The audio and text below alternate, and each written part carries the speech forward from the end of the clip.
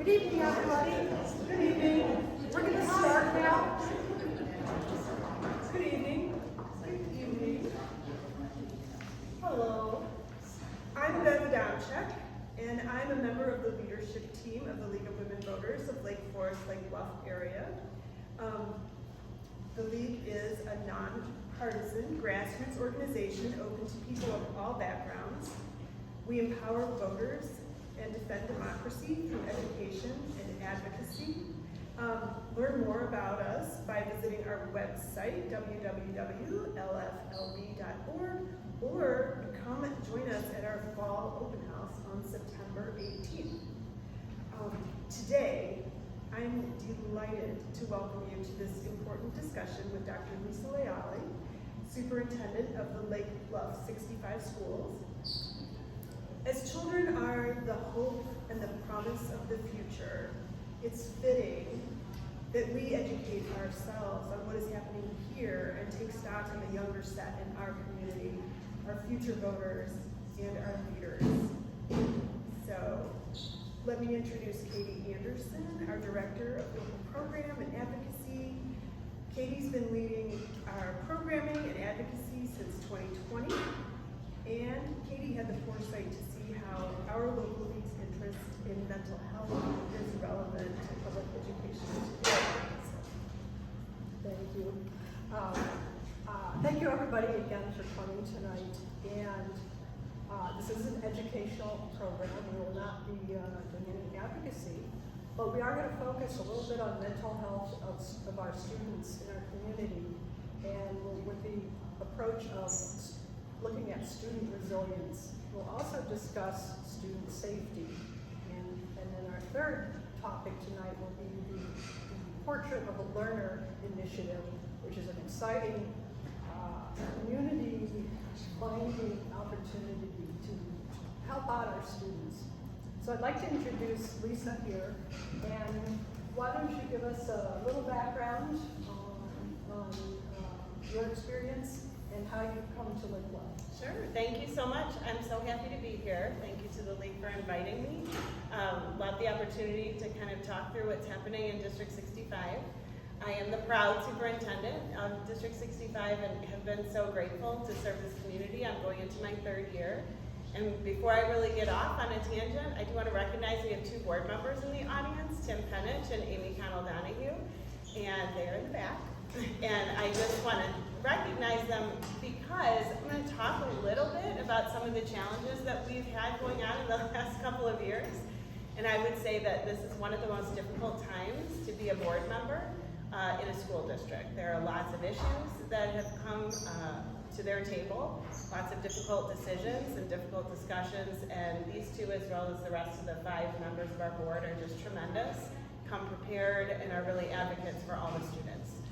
So, in terms of an introduction of myself, I've been an educator for over 20 years. I was a 2nd and 4th grade teacher, an assistant principal, a coordinator for curriculum and instruction and technology, a director, an assistant superintendent for 19 years at Hawthorne District 73 in Vernon Hills. And I moved from there to Kenilworth, District 38. Hawthorne was a mid-sized district, about 4,800 students, 9 schools, and 63 different languages. And then I moved to Kenilworth, which was a 1-school district with 450 students in pre-K through 8. And my position there was Chief Education Officer. And my role there was basically curriculum and instruction and strategic planning and working with the superintendent. I was there for 2 years. And on April 3rd of 2020, I took over as superintendent in Kenilworth, which, as you can imagine, if you remember, April of 2020 was a little bit of a rough time, and was already transitioning into Lake Bluff, District 65. And I arrived here in July of 2020, which again was kind of an interesting and chaotic time to meet members of the community. And we did do a lot of meeting people over Zoom. We immediately formed a task force with community members and parents and teachers and administrators, and we met every week online, and we recorded our meetings and we broadcast our meetings, and everyone in the community could see and help us develop our plan for the fall of 2020. And it was was through that collaborative process that we were able to have students back in our buildings in the fall of 2020. We had about half of our students there in the beginning of the year, and about 85% of our students with us by the end of last year, which was pretty amazing. So personally speaking, I live in Vernon Hills now. My children attend Hawthorne, and I have 3 children. My oldest, Ryan, is 17, and he attends Vernon Hills High School, and he actually worked at Lake Bluff Park District this summer. He is he's an almost Eagle Scout, who is, I think, on his last Boy Scout camp out right now. So I'm missing him a little bit. And then I have 2 girls, 12 and 10, Gianna and Eva, and they're going into 7th and 5th grade, both at Hawthorne.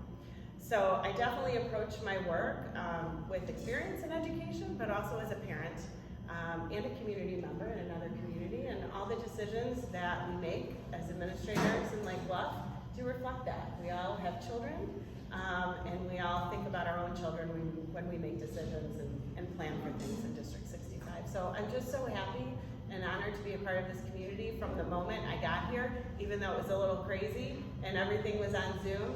I felt nothing but warm and welcoming friendship starting, and I've been able to meet with a lot of community members, and our teachers are amazing. There is not a more dedicated staff of teachers that I've ever worked with. They are committed to the success of all of our students. Our parents are highly engaged. We have a tremendous board of education, and obviously just the Lake Bluff community is a great place to raise kids. And so I'm just very, very happy to be here. So, can you give us just a few statistics on the student population? Sure. So when I was hired, one of the things that the board asked me to do was to look at the changing demographics of the student population in District 65. We have students that, most of our students come from Lake Bluff, the village of Lake Bluff, but we also have unincorporated Knollwood as part of our boundaries, and so students also come to us from Knollwood, and that creates a little bit of a diverse demographic in our district. So we have about 850 students this year. Enrollment's maintained pretty steady for the last 5 years. And we do have about 12 to 13% of students that come from low-income families and who receive some support from the school district in terms of financial assistance or lunch and meal support. We have about 12 to 13, sometimes 15% in the last few years, students that have individualized education programs, which means that they take advantage of special education services.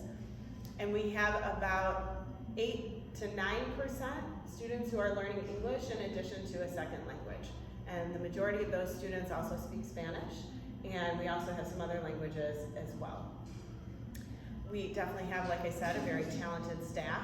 The majority of our staff members have master's degrees, which makes us able to do really wonderful things with our kids. And our class sizes maintain pretty low. We're still about 18 to 22 in most cases, on the high end about 25, which is really amazing. And that's due to the investment of our school board and community and really keeping those class sizes pretty low. And many people move to Lake Bluff for those types of things. We do a great job with students who have significant or different needs. We're really, really proud of the programming that we can provide for them and the services that we can provide, as well as those low class sizes and really talented teachers. So District 65 is a great place. So the last school year, fall of 2021, we were still very much in COVID, and students came back wearing masks. Yes. So about February? Yeah, it was about, I think, February. And Chicago winter, and perhaps it was looking positive. Comment on students at that point, and then we'll talk about the end of the year. Yeah, so the way we had to structure things last year was pretty normal. I mean, kind of the 2021 school year looked really different. I mean, that was a lot of social distancing. We were still utilizing a lot of technology, keeping students apart from each other, masking all of the time. We really limited visitors in the buildings. That was a pretty different school year. But this school year that we just finished was relatively normal. Kids came back in the fall, like you said, with masks. But for the most part, the rest of the school day was fairly normal. I would say that as we got closer to winter and vaccines started rolling out and we were sort of having some people be able to not worry as much about the masks, but schools were still really needing to do that, it became a little bit more of an issue for us in schools. But what I would say about our kids was that they were they are highly resilient. They're really just some tremendous personalities that kind of persevered over the last 2 years with everything being really different, and still showed up for school every day and really worked their hardest. We did do some testing. We offered vaccination clinics in our school. We wanted to make sure that anybody who wanted that had the opportunity to get what they needed in a place that felt comfortable for them. We were also able to be on the early side of vaccinating our staff in cooperation with Lake County Regional Office of Education. And so it was sort of a county-wide effort to make sure that everyone was feeling good and feeling protected, and that we could keep things as normal as possible. So yes, until February, we were still under some of those restrictions, but everybody showed up and worked really hard, and we kept moving. What might have been some of the typical struggles that some kids might have had? I mean, I think, we've seen in the last 5 years anxiety ramp up with students in lots of different ways. Prior to COVID, the anxiety had to do sometimes with high-performing students. Students putting a lot of pressure on themselves to do a great job, to do all the activities, to make sure they got great grades. Sometimes the anxiety had to do with peer relationships or bullying and harassment, online, social media kind of things. And so social emotional support for kids has definitely been increasing. That need has been increasing for a while. But I would say when COVID happened, we saw some different levels of anxiety around that. And some of it had to do with masking and distancing. Kids definitely felt disconnected in some cases from friends and family. There was an isolating kind of feeling when kids needed to be in their homes or weren't necessarily able to do extracurriculars, or things felt different in school. And so that raised anxiety a little bit for some students. Some students handled it great. Some students really, were okay with doing all that, and kind of it didn't really slow them down. But I would say that the school didn't really feel the way it felt before. And so the students who had been with us before definitely noticed a change in terms of our routines, in terms of how we were doing things. A big difficulty for us this year was that there was so much interrupted school time, that we really had students who were in, say, 4th grade, and the last time they had been with us was 2nd grade or 1st grade, really with a normal school year, And so developmentally, sometimes they felt a little bit, there were some gaps, right? So there were school expectations that felt different for them. Teachers weren't really sure why. There were some things that they weren't remembering or knowing how to do, and it was just that they hadn't been exposed and they hadn't been with us, and we hadn't had this normal school feeling. And there is something about that day-to-day routine that's really comforting for students and really allows us to move quick through curriculum and really give them great experiences. And when those routines and expectations haven't been able to be, predictable, that becomes really difficult for kids to manage. And so some of the anxiety was about that. So definitely challenging in terms of making sure that we addressed all the different needs of all the students. Obviously, some of them during the remote time had a lot of support at home. So I was talking to a parent earlier today that worked with another group of families and had a really strong pod experience that first 3 months of lockdown and then even into that next school year. And the friendships were great, and they worked through that time together, and it was kind of a good experience, and those friendships will last probably for a long time. Some of our students really didn't have any support at home, and so the only support they had was the teacher through the screen. And so sometimes our principals were literally driving from school to students' homes to knock on the door to make sure they were awake and they were able to log on, and that they would turn their cameras on and engage with us. And if you've been on a Zoom call, you know that it's difficult sometimes to engage with somebody over that over that medium or through that computer. And so there were definitely varying levels of engagement over the last 2 years. And so, of course, that's connections that may have been lost, a curriculum that they may have missed, or gaps in achievement, and certainly peer relationships. So there are definitely some challenges that have emerged out of the last 2 years. I would say this on a positive note. Many of our students are demonstrating levels of independence that we haven't seen in the past. Some of our students really took ownership of their schedules and of their learning and of their homework, and it became an experience that was really empowering for them. And so we saw that translate into the classroom for some of our students as well when they came back to us. They really were able to, take a task and break it down and figure it out and make sure that it got complete, which maybe was a little bit ahead of what we had normally seen in terms of independence. So I don't think anybody would say that we would love to have that time period back, but our kids learn from it in lots of different ways. What about the 8th graders that graduated? So our 8th graders that just graduated this spring, their middle school experience was very disjointed. So the end of 6th grade was that lockdown, and then 7th grade was really, really different, and obviously 8th grade was also different until the very end of this last school year. And I think the biggest disruption for those kids was the fact that we weren't able to take our trip to Washington, D.C., which is a hallmark of the experience in District 65.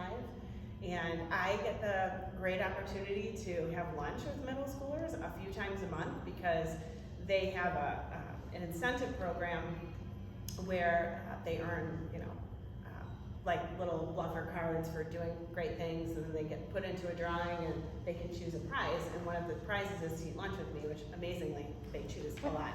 And so we order from Bluffington's, and I always ask them, what are things that we should stop doing that we do in school that don't work well with kids, that you don't think we know about yet, and what are the things we should always continue to do? And time and again, when I had lunch with middle schoolers, it was like, we need to go to Washington. And unfortunately, COVID, the timeline for planning that trip was so long that we just weren't able to do it. But we were able to have 2 really beautiful outdoor promotion ceremonies, graduation ceremonies, which I think the outdoor thing was new.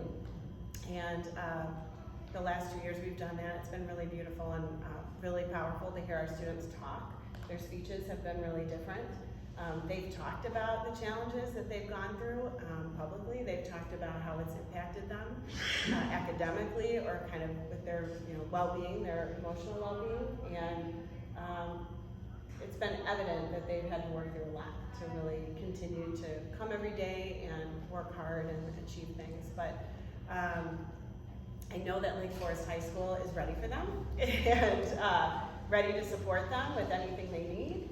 And I'm totally confident that they're going to have a great high school experience, and they're just in really, really great hands in District 115. Okay. Tell us a little bit about the Thrive program. Yes, so again, when I was hired, one of the issues that the board asked me to address was a growing achievement gap that we have had between demographic groups in the district. And like I mentioned, some of those groups are students from low-income backgrounds or students from different races.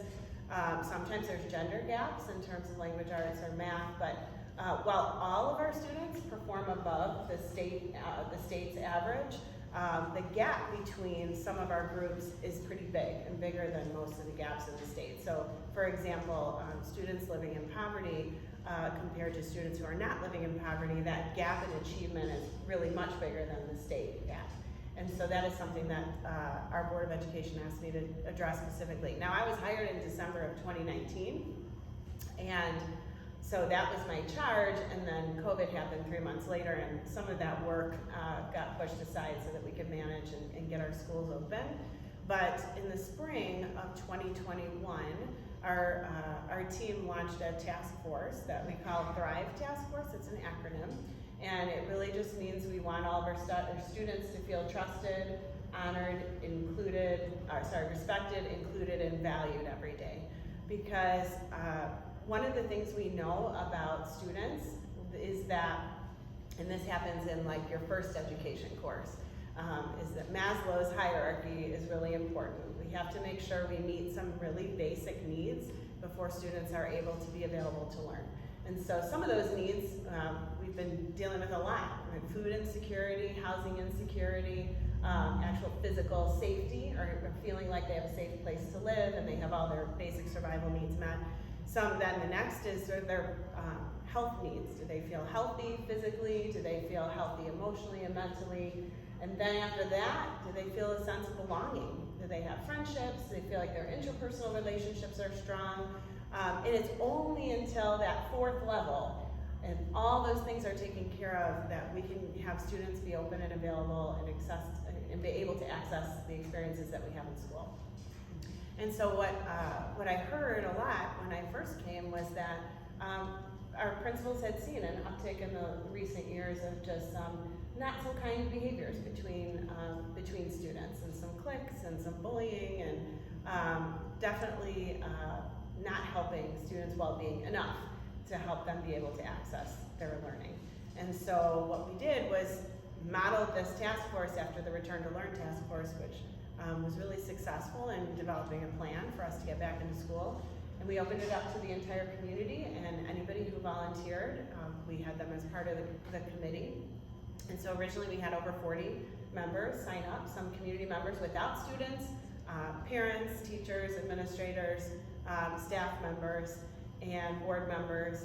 And we decided that what we wanted to do is just understand better what the experience is like for our students in school. And so we spent a little time reviewing the data, reviewing our achievement gaps, looking at where those areas are that we have more questions. And then we developed a couple of surveys. We sent surveys out to 400 members in the community at random. We worked with our village to help us just generate a list of houses that we could send surveys to. We sent a parent survey out. We have now surveyed our staff twice, 2 times in a row, and then we had a student survey that went out. And that group will be analyzing those data points this fall and just developing some action steps that we can take.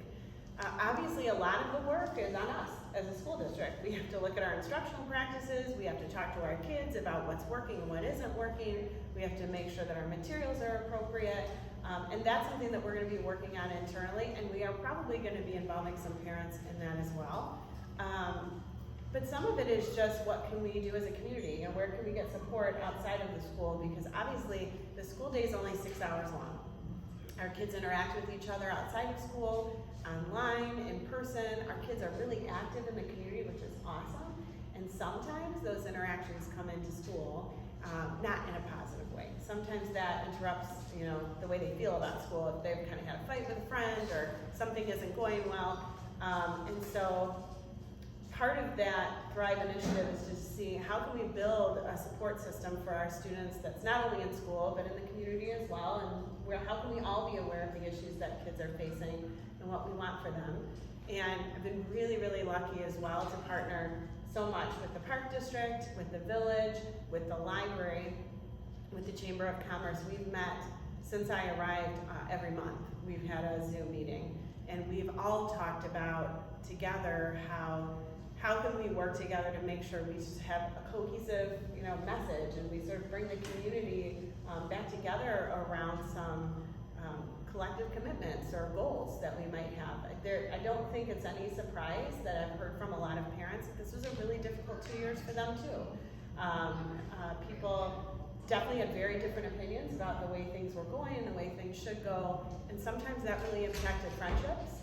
And this is a town, I think, that thrives on that really loves a community feel and wants to be connected with their neighbors, and unfortunately, some of that was disrupted too. And so we talk a lot as community partners about how can we work together to just kind of create common goals and create a sense of calm and peace and sort of a we're all in this together feeling for the kids. And I'd like to sort of point out, the district has a strategic plan, and then subparts of mission, vision, and guiding principles. And I'll just read the mission statement of District 65. to provide each student with quality instruction, learning opportunities, and educational environments that inspire academic achievement, personal growth, and responsible citizenship. And also, what's part of important in this strategic plan is the role of parents and their families in the community to understand and to be aware of what's going on in the school, and for the community itself to be an active partner in the educational process of the kids. Yeah. And I'll just put in a shameless plug for me helping out in any way we can in citizenship. Thank you. But I think that quite needs to want to hear that again, that the community and the parents are also part of that 6 hours, Yes. the other 6 hours, but just, it's good to hear that. Yeah, So, and it's been challenging, there's no doubt about it. I mean, like I said earlier, the first year that I was here, we really had to limit contact between people. I mean, we couldn't even have people in the buildings that we normally would have in the buildings. Volunteers in the classrooms and field trips, and we were just limited in the experiences that we could have that brought community members and parents into our schools. This year we got a little bit closer to that, but I think we all get out of habits and out of routines, and sometimes people lose enthusiasm for things. So trying to get back out and have people volunteer not only for our classrooms and our special events, but we have an amazing PTO that supports us in so many different ways. We have an amazing Alliance for Education, which is our educational foundation, also so supportive in terms of grants and projects and supporting projects, teacher projects. Those are great opportunities for parents to help out and also be in our buildings and part of special events. I'm trying to gather together, I'm an avid podcast listener and a little bit obsessed with podcasts in the last couple of years. And I'm thinking one of the opportunities I'll be offering at some point this year is just a monthly opportunity to do a podcast study. You know, I'll send one out, invite parents to come in and talk about it, and did it resonate with them, and what did that bring up? Just to sort of get people back in the room and talking about current issues and things that we know from research or things that have come out in the last couple of years around what works with students. I mean, I have no doubt that everybody in this room, everybody in this community wants amazing things for our kids. We just need to find the right ways to get everyone involved, and I think everyone would be excited to do that. So the school year is starting to wind down, the weather improves, there's hope to finish the school year. Yeah. And we have a school shooting in Texas, and then we have July 4th. And so let's talk about school safety. And I'll point out on the District 65 website, there is a terrific tab called Crisis Preparedness, and it's got great information. But why don't you address, so we're going to start a new school year. Yeah. What's going to be on kids' minds? And how are you going to address student safety? Yeah, thanks for that question. Student safety and staff safety are top of mind all the time. And I started teaching in 1999, so right after Columbine. And so I have never been an educator without that shadow of school shootings. And there were ones before that, but that was a big one and really changed the way that we operate as teachers and educators. And so that is something that we continue to revisit and re-talk about and rethink about every single year. And every single time something like this happens, we again take a look at our processes. We try to tweak things or change things based on the situation that has happened, and we learn new information or better ways that we could do things. We are in constant contact with our police department. We have a tremendous Lake Bluff Police Department, fire department. The support in this village is really magnificent in terms of the communication and collaboration.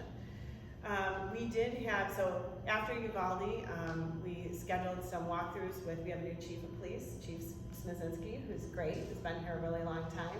And we connected right away. Let's get everyone back in our buildings now that COVID's over. We'll have all the police kind of walk through again, Lake Forest Police as well, because those two departments work together and co-respond a lot of the time, which is great.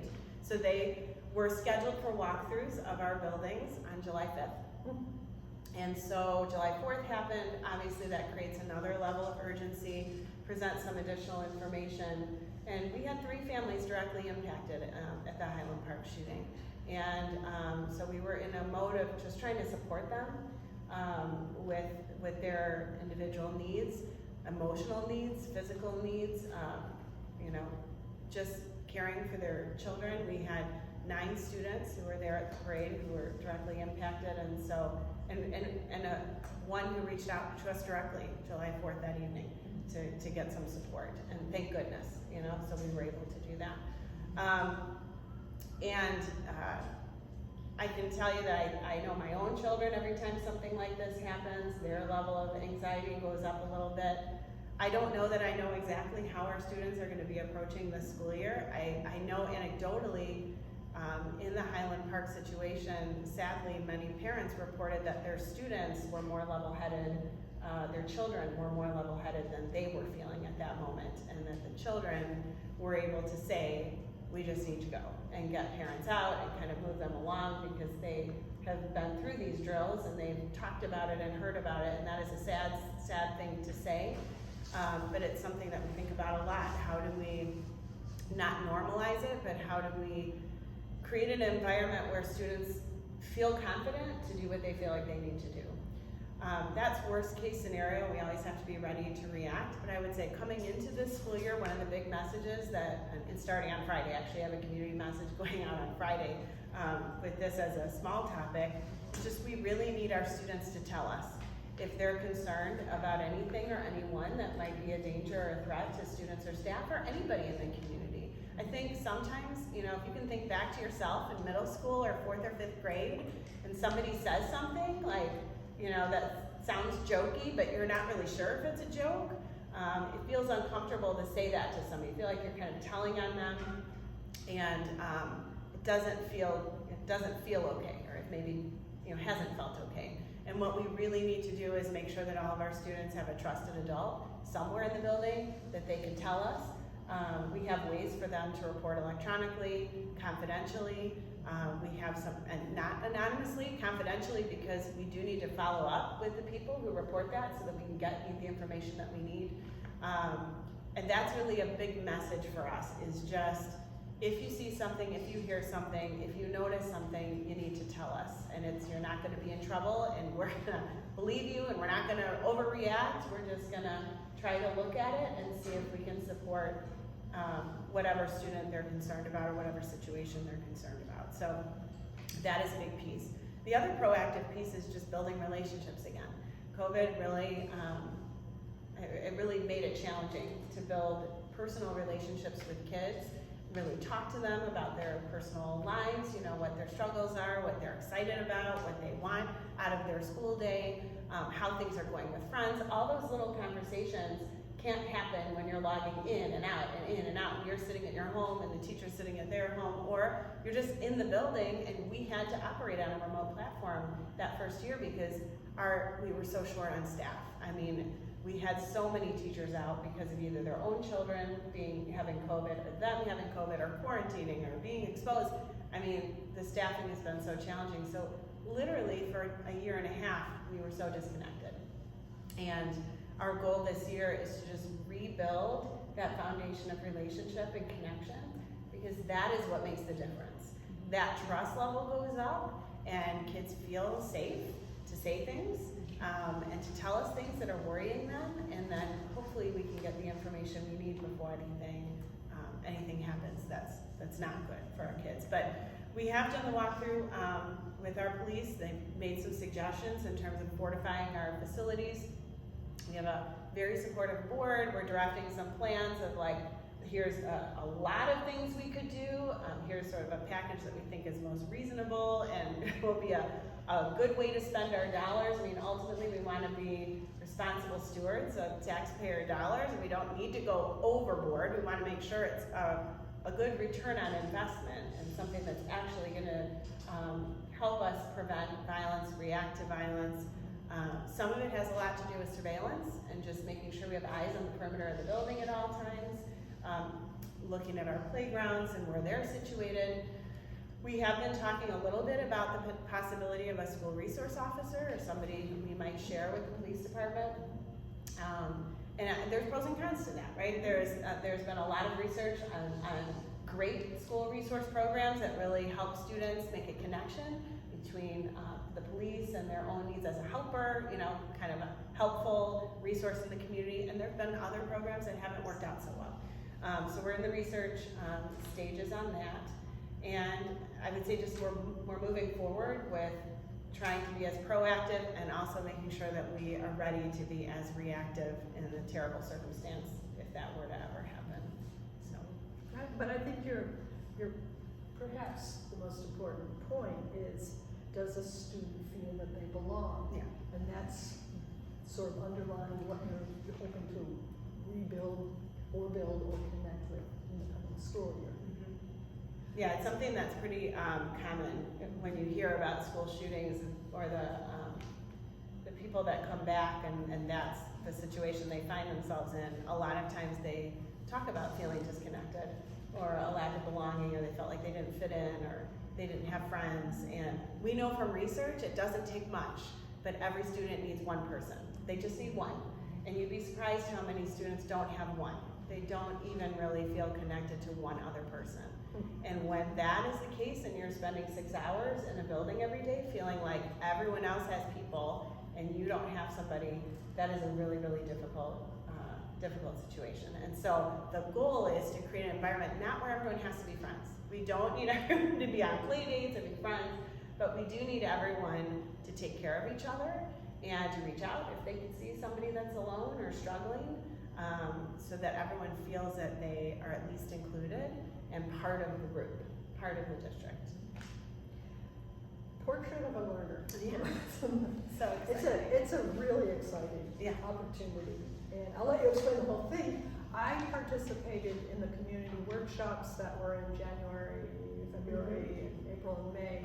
And I have to say, it was thrilling to be part of something that has so much positive energy and, gosh, we're gonna do something awesome here.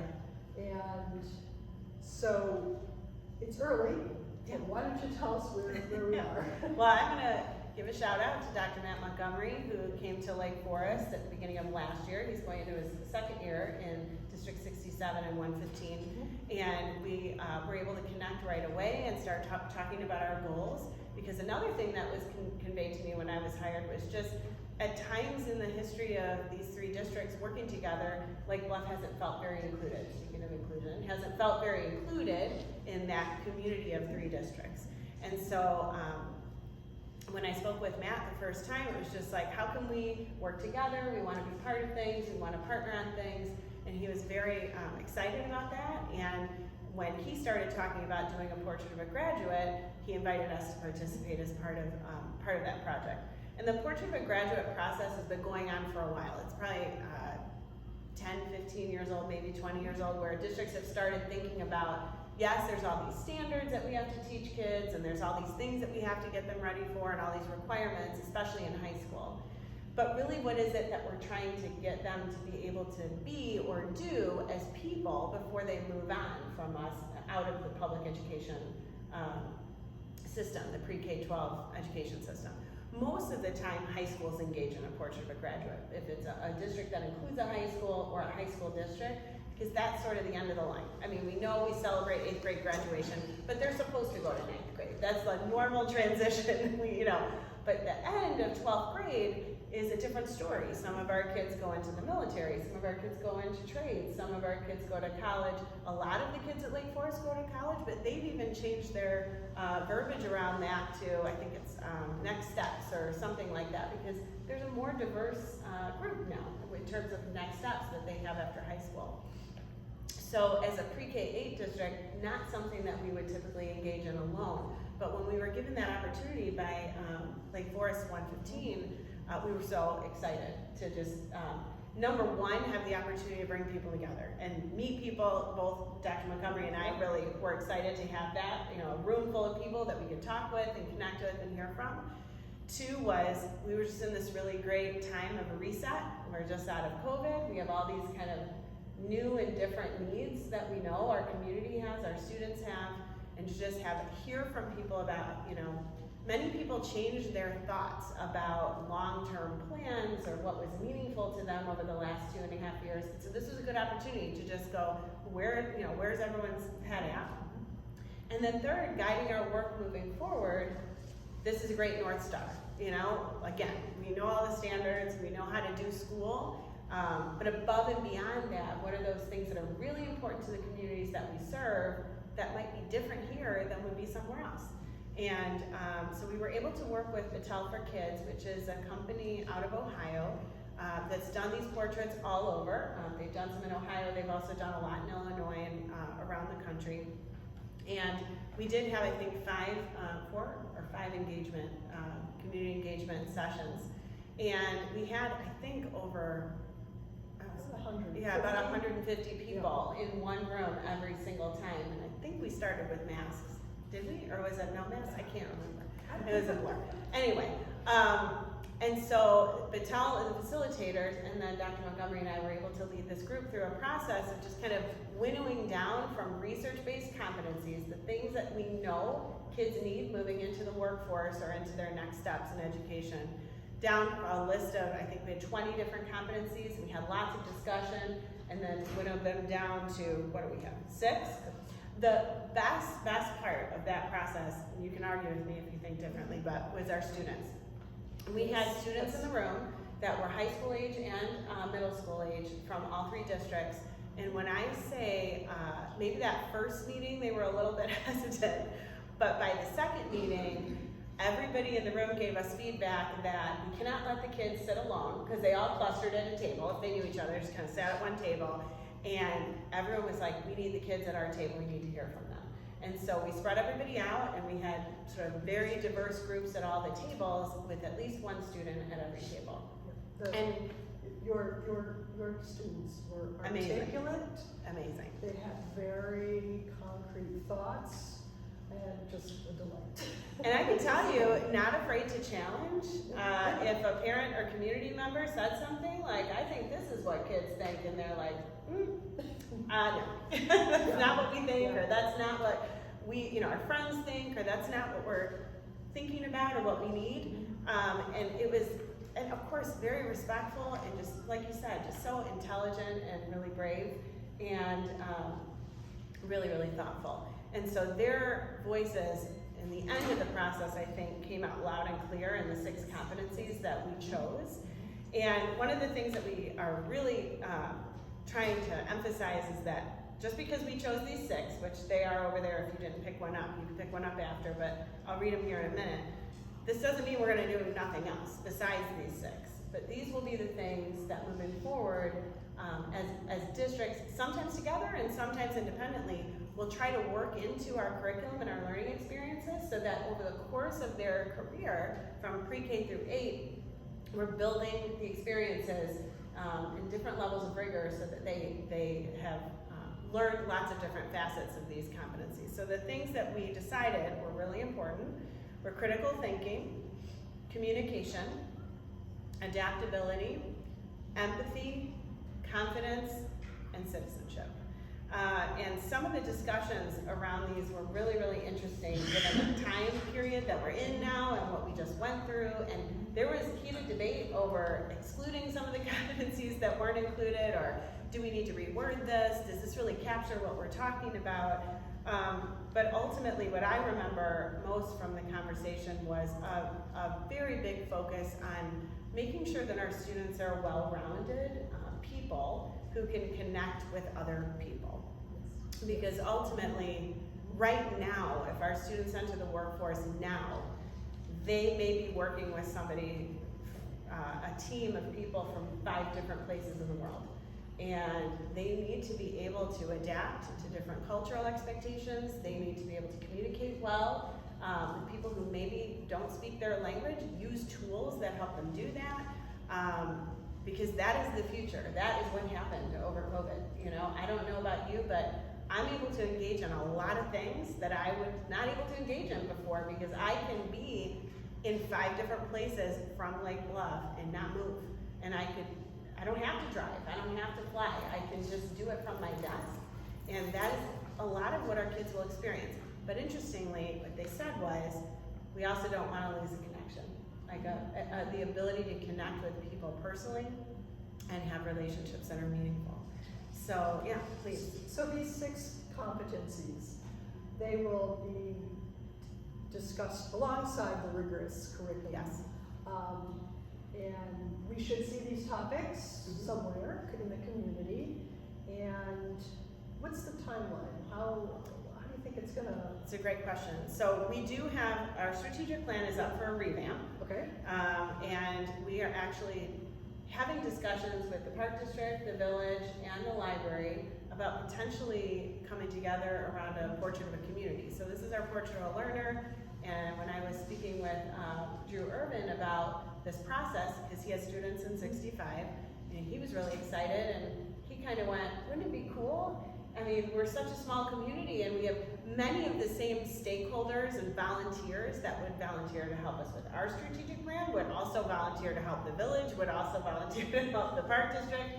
And number one, it's hard on those people to be involved in all these processes, but two, how could we all just come together and see if there's a way that we can have sort of a North Star as a community? If you've looked at the village's strategic plan, there is that piece in there. It's sort of like, what do we want our community to be, and how do we want to show up as a community for our citizens?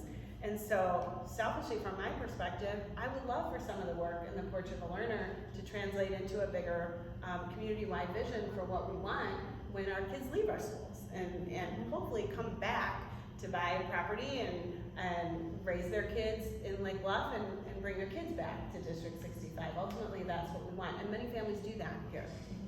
So for this portrait, I think number one will be taking our strategic plan and incorporating these competencies into our strategic plan in some way, shape, or form. It might change our mission statement a little bit, it might become part of our commitments, might be part of our goals, but really, strategic plans are great.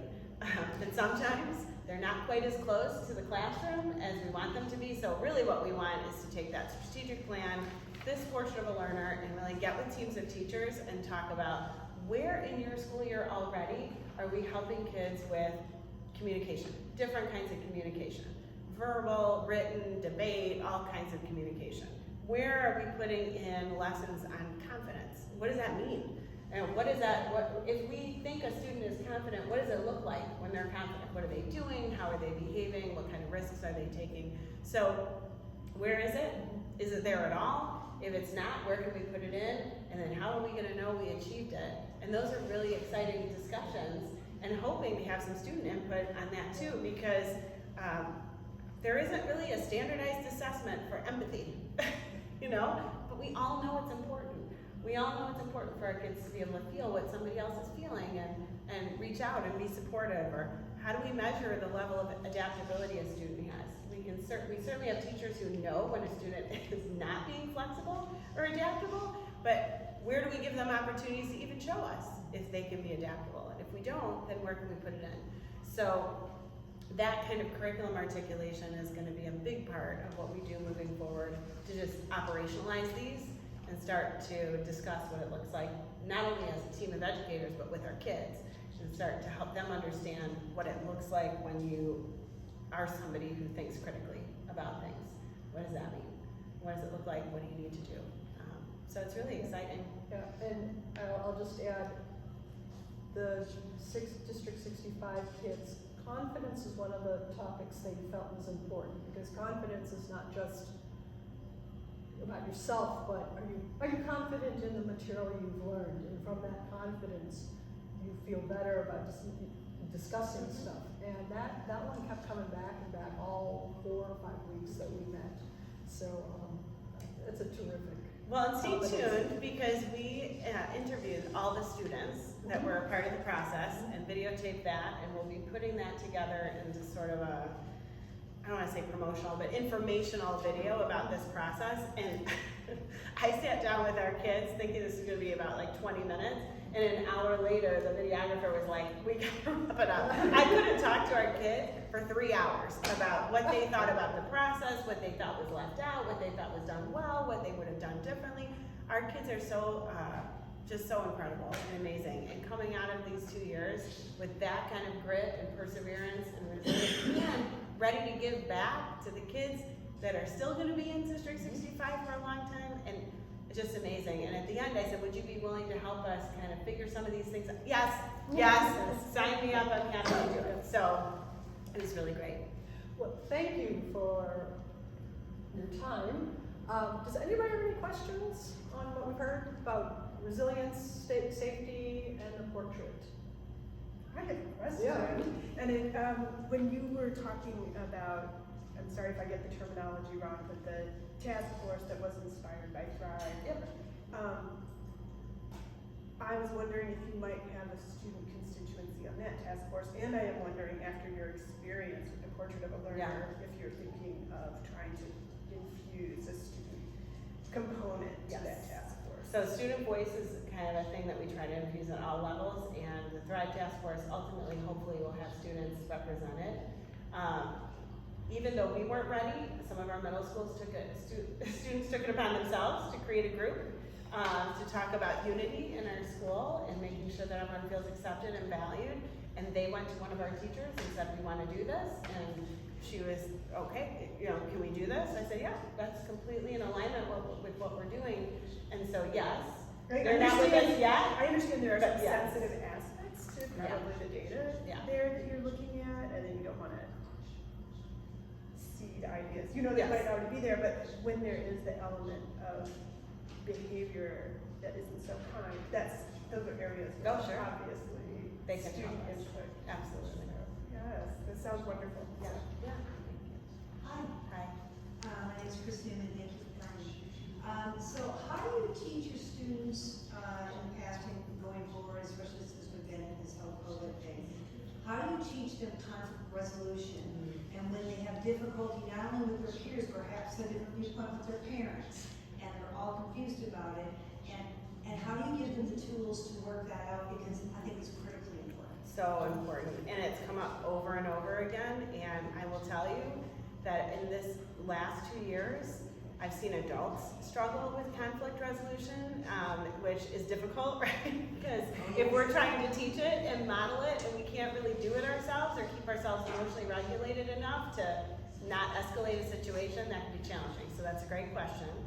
We have had teams in each of our buildings working on foundational kind of behavior supports for a few years. And so we have committees in each of the buildings that do some of that work. And with that work is language that we teach kids about owning their own feelings. There's sort of I statements, like this is how I'm feeling when you did this is how I was feeling, or when you said this, or what have you. So peer-to-peer, we have scripts that we can give kids a sort of role play. Our social workers are great about bringing groups of kids together if they're having a hard time, facilitating a little bit, but helping them work through and giving them the language to talk with each other about it. On a large scale, our middle school has started an advisory program where they've talked about these concepts and these thoughts. How do you handle it when somebody says something you don't like, and how do you, first of all, be aware of how you're feeling, and secondly, manage your own behavior before you engage in something, some kind of a disagreement with friends. So that is happening. The other part of your question, disagreement with parents, that can be a little bit more difficult to navigate. Sometimes kids will confide in us or ask us for help with situations like that. Sometimes they don't. Sometimes kids will tell us, we know you're talking to them about I statements, because they'll come home and say something like, well, I'm feeling like this. When you did that, I was feeling like this. So sometimes it translates, but we don't necessarily address that specifically unless a student comes and asks for help, or if a parent comes and asks for help. As you can imagine, with my own kids, every time I go to parent-teacher conferences, I'm shocked at what they say to me about my own children, because they act very differently in my house than they do with their teachers. And so I'm sort of like, half the time, are you talking about my kid? Because they yell at each other all day long, my two girls. But we help navigate that when we're asked, really, between parents and students. But I would say student to student, student to teacher, those are challenging things. They've actually become a little bit more challenging in the last year, for sure. And I think some of that is just, there's been a lot of tension. There's been a lot of tension with a lot of different issues, and kids know it. I mean, they know that, and they hear it. And then they know when different families have different feelings about things, and that's really difficult for them to navigate. So what we try to do is just say, everybody's entitled to their opinion, everybody's entitled to, have a thought about how they want to handle something or how they think things should be handled, and we should be able to be okay with that and just disagree and leave it at that. There has been a sort of an uptick in physical aggression at the middle school between kids, and so setting expectations is going to be really important moving forward into the middle school for sure, and we're working on how we can make sure that kids really know exactly what we expect and how to get help if they need it. Does that help? Thanks. Wynn? Have you had success with getting people, the kids that are isolated or not joining in? Do you have any special programs or opportunities for them to get resolved? Yeah, so we definitely are trying to get all of our kids involved in at least one activity. And so the advisory program or the homeroom teachers in the elementary school, those teachers are really aware of the kids who are kind of isolating themselves, and they will talk to parents, or they'll work with a social worker, they'll work with other teachers. Clubs and activities, we have a lot more at middle school, so we can sort of direct kids to after school activities that we think might be helpful. I will tell you, sometimes for some of our kids, transportation home is an issue, or they have responsibilities at home, or they have extracurriculars that they do with their family or things like that. So that can be challenging, and some of it is they don't want to. Some kids don't want to, and so the question is why, and is there something we can help you get interested in? Because research would tell you the more a student is involved, the better they do academically, and so that is a goal for us. We always want to get them involved at least in some kind of activity, but even more than that, just make sure they all have a friend. And we do have ambassador students, whether they know it or not, that are really good at making friends. And so we definitely enlist the help of some of those kids that like being that person to grab somebody and bring them into a game or make sure everyone's included. I mean, some kids just operate that way. They want to be doing that, they want to be helping, and so we really try to know who those kids are too and enlist their help. Yeah, go ahead. Do you have a student government? I'm at high school, I know they do student council, but in middle school, do they have the same thing? We do. We have student council at middle school, and they run our dances and they run special activities for the kids. And then we also have a student council at 5th grade. They're a little less active. There's not quite as many activities that they can do, but our student council partnered with one of our other classes in 5th grade this year we were upgrading our playground. If you drive right across the street, the playground in the front of the building, we needed to make more accessible because we had more students with disabilities that needed to be accessing that playground equipment. So when our kids heard about that, they wanted to do some interviewing to find out what kids actually wanted. They wanted to understand what that meant, being accessible, so that they could explain it to other kids, figure out colors. I mean, they interviewed our director of finance, they interviewed our director of student services, they presented to our board of education the plan that they thought was best. We couldn't finance all of it because they had a little bit of expensive taste with regard to the ground covering, but they presented to our PTO, and the PTO funded it. So, I mean, we're really trying to build those leadership experiences early. So our 5th graders have some of that, but definitely it's a more robust program in the middle school. Yeah, it's great. Well, thank you very much. And if people want to stay connected and follow, get some updates, what would you recommend? Yeah, definitely check our website. The newsletter will be coming out. We're continuing to do the the village newsletter. So look for that in your mailboxes. If you're on Twitter, Facebook, we post things on there. But certainly, if you ever have a question, just give us a call. Happy to talk through anything. Thank you very much. Thank you. So nice to be here.